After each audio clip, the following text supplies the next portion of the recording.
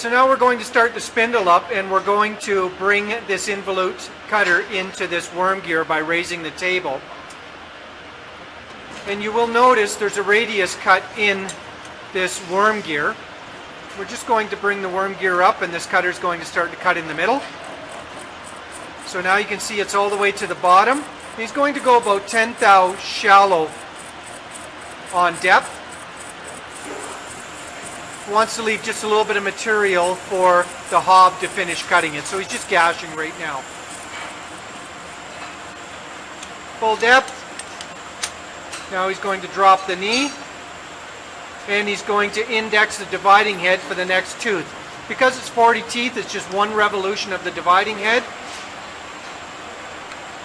And again, the next tooth will be gashed, cutting this involute form in the outer surface, and I'm hoping you can see that it's on a little bit of an angle to compensate for the lead angle of the worm.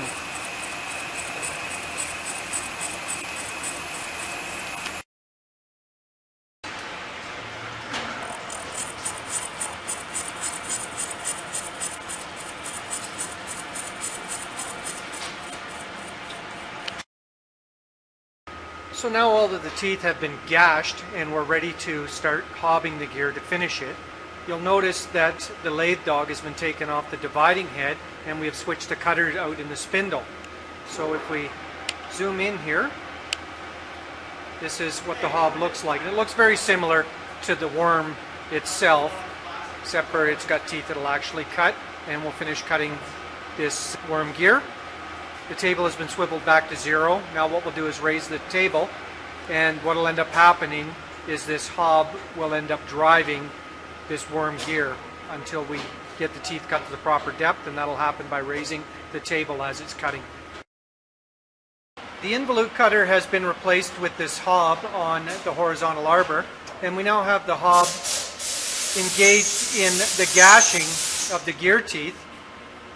The hob is set on center both in the x-axis and the y-axis, and we're just going to bring the table up until we cut down to the bottom of the throat, or the diameter, in this worm gear.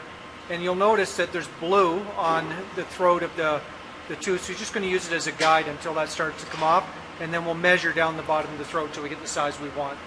So once he starts to spindle up, you will notice that the hob will start to drive the worm gear.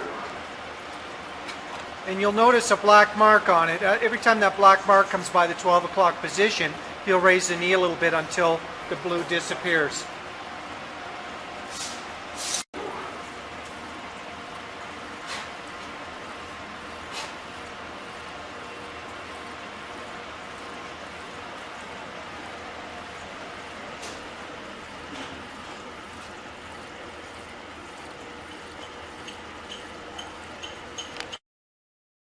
Now that we brought the hob up into this worm gear, the blue is starting to disappear from the bottom of the throat, and we're going to measure across the very bottom of the radius, or the very top of this worm gear, until we get the measurement we're looking for. And that calculation can be found in the machinery handbook, and then it's ready to come off the mill, be pressed off this arbor, and this worm gear is ready to use.